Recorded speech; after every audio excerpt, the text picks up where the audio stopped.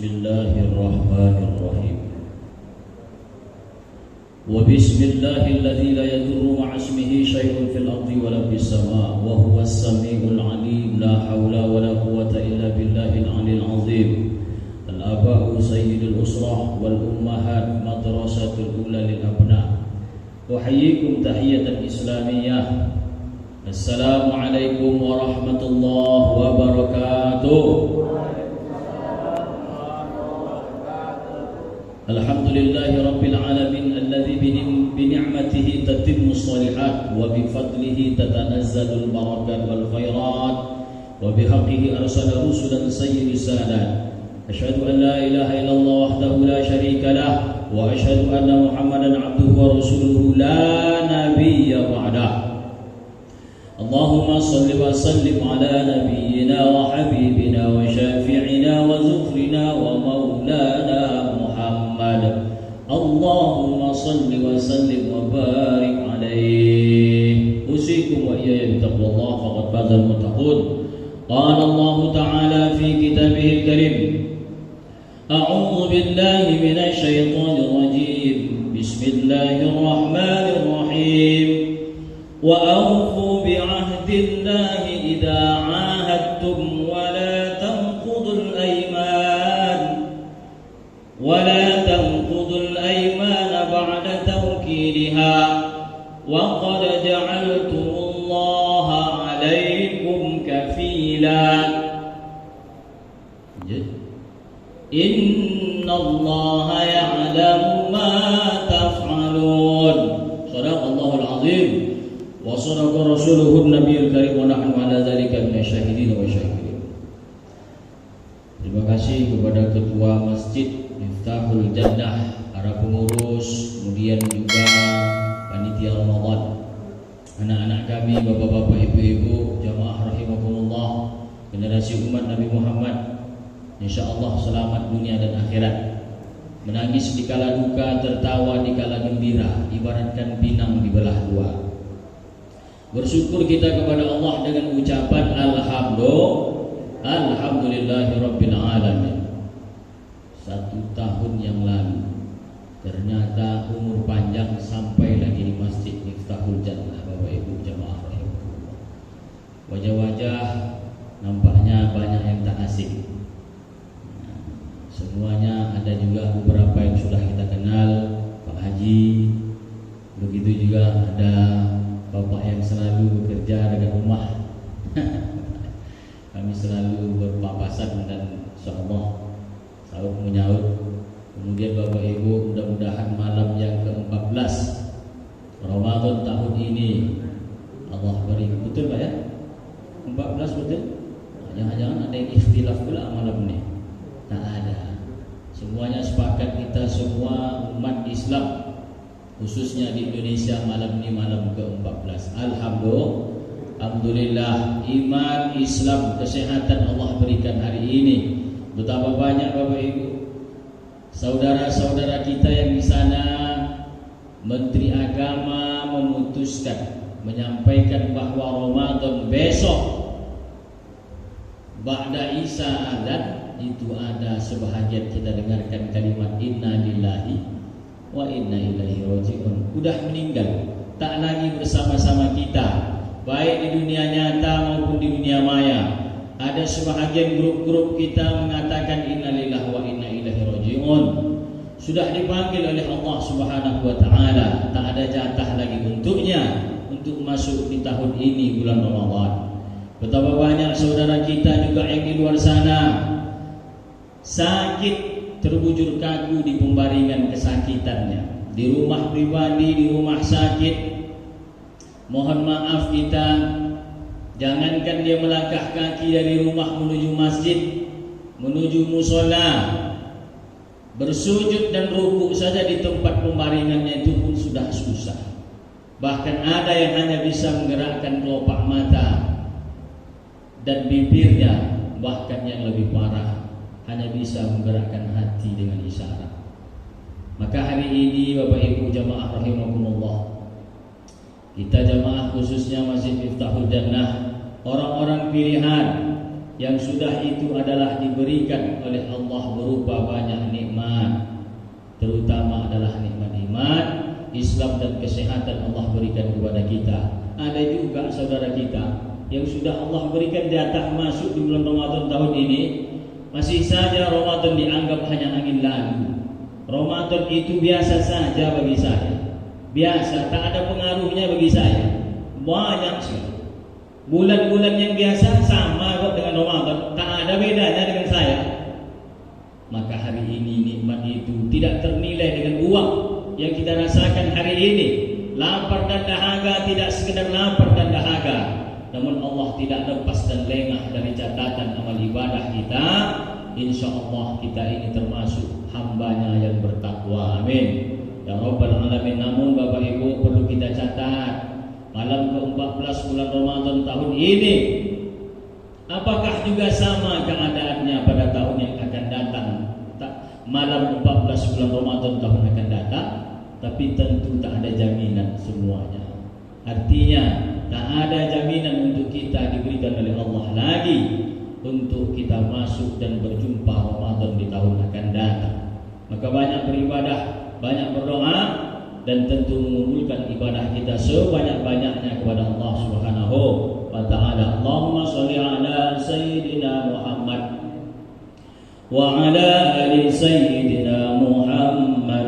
Allahumma shalli wa sallim wa barik alaihi. Mudah-mudahan kita juga bersolawat menjadi umatnya nanti di hadapan Allah yang mendapatkan syafaat beliau, pembelaan beliau nanti di padang mahsyar, di yaumil hisab, di hari perhitungan yang mana hari itu yauma la yanfa'u malun wala banun illa man atallaha biqalbin salim.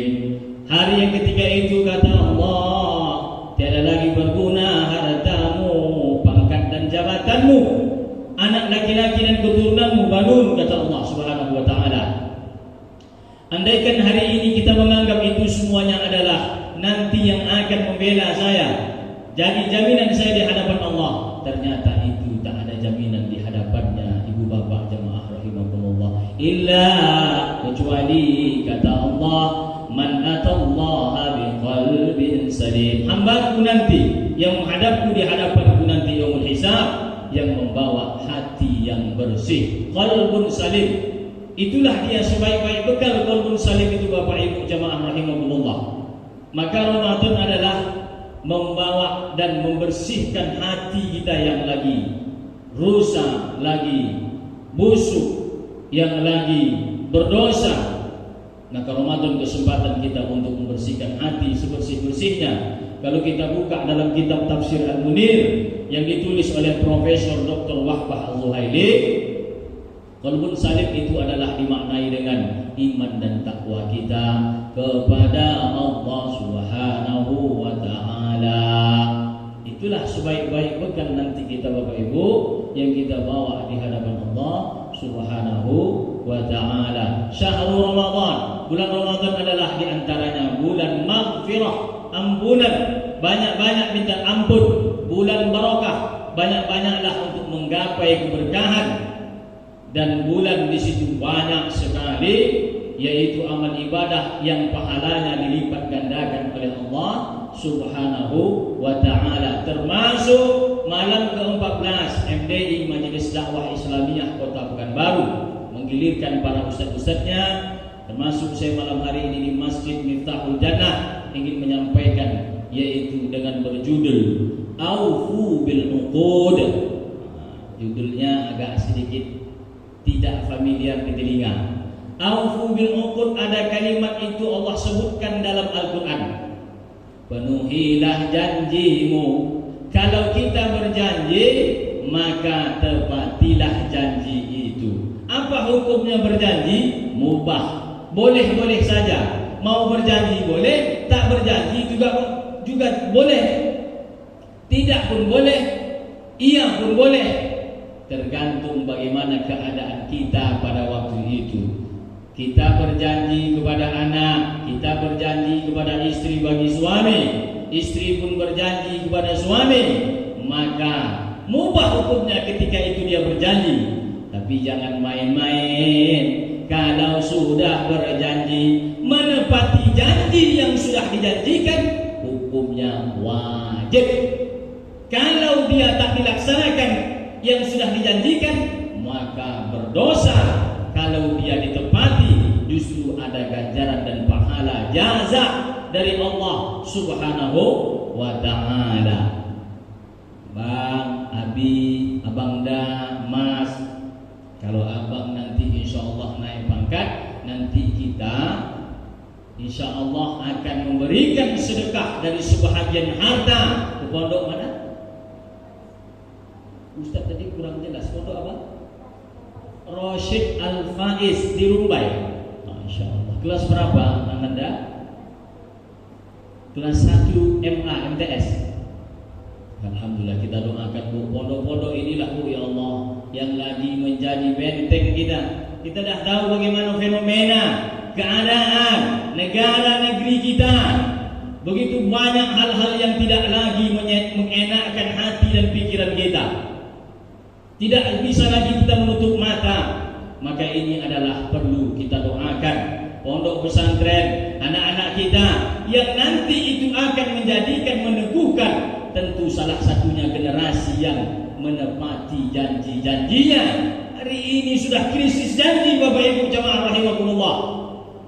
Takkan lagi satu dua saja yang dapat kita dengarkan janji-janji itu yang dapat dipenuhi oleh khususnya adalah pemimpin kita hari ini. Hari ini dia bilang besok B. B hari ini bilang besok Z. Ini adalah termasuk orang yang tidak menepati janji. Apa akibat orang yang tidak menepati janji? Maka tidak hanya berlaku pada orang yang menepati janji, sekitar-sekitarnya itu. Apalagi seorang pemimpin yang sudah tidak lagi memenuhi janjinya. Ini sungguh luar biasa, sangat naif.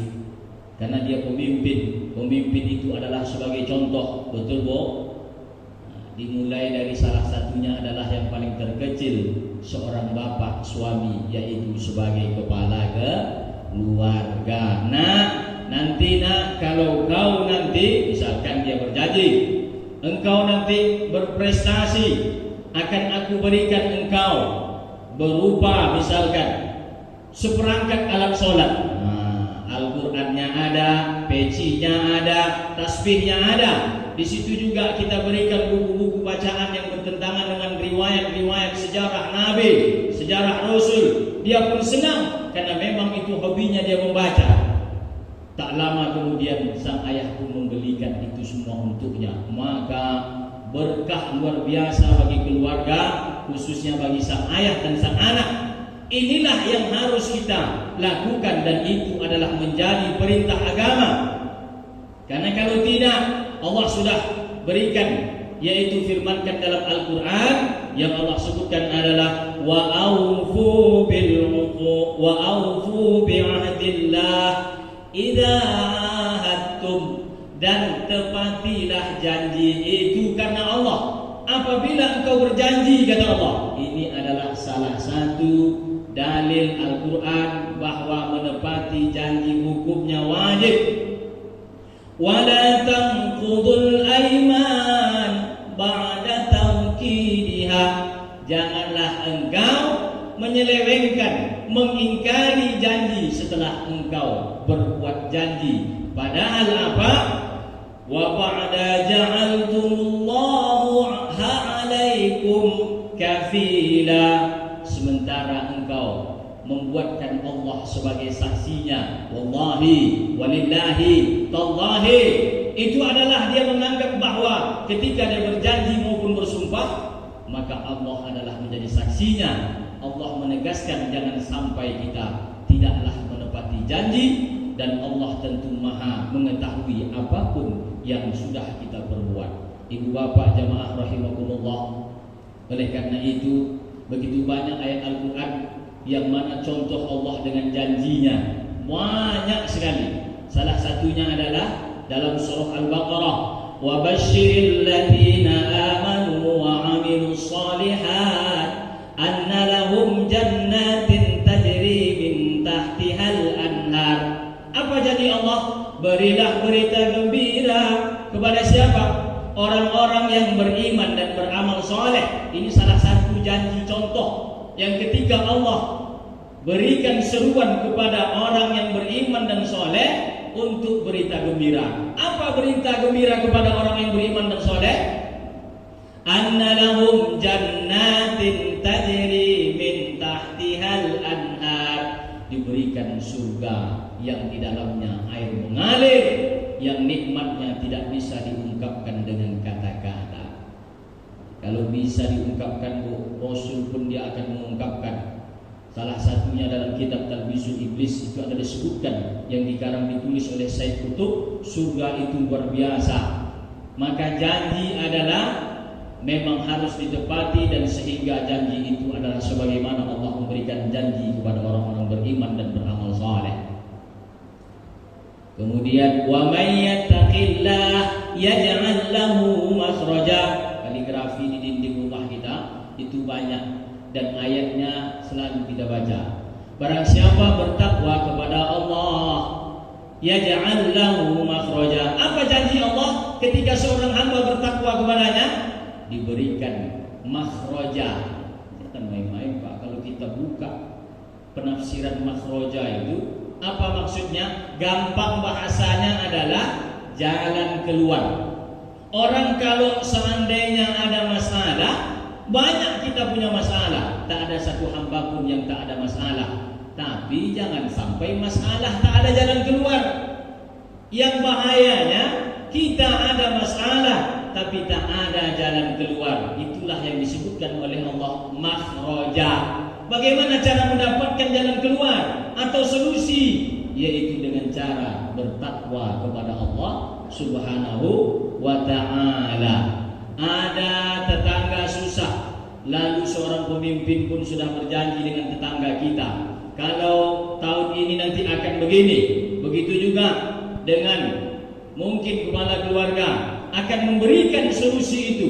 Maka tidaklah ada yang dirasakan oleh seorang yang berhadapan dengan masalah kecuali adalah kesenangan dan kegembiraan dari keluar masalah yang sudah diberikan solusi. Betul Bu?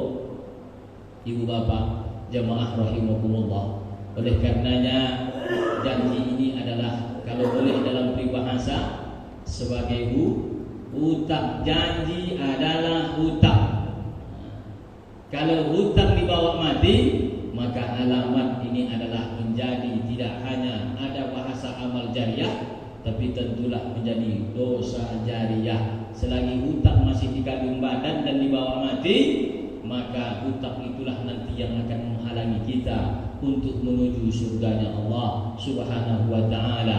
Oleh karena itu janji adalah begitu penting. Ketika kita tunaikan janji itu, insya Allah surga di hadapan kita. Karena orang yang menunaikan janji adalah termasuk orang yang jujur dalam kehidupannya. Ayatul munafik thalathun, kata Rasul dalam hadisnya, 3 ciri-ciri orang munafik. Idza haddatsa kadzaba, apabila dia berbicara dia berbohong. Wa idza wa'ada akhlafa, yang kedua apabila dia berjanji dia ingkar. Wa idza tumina khana, yang ketiga adalah kata Rasul, apabila dia diberikan amanah tentu dia berkhianat. Hati-hati dengan sifat yang 3, karena sifat yang 3 adalah yaitu menjadi sifat ciri-ciri orang munafik.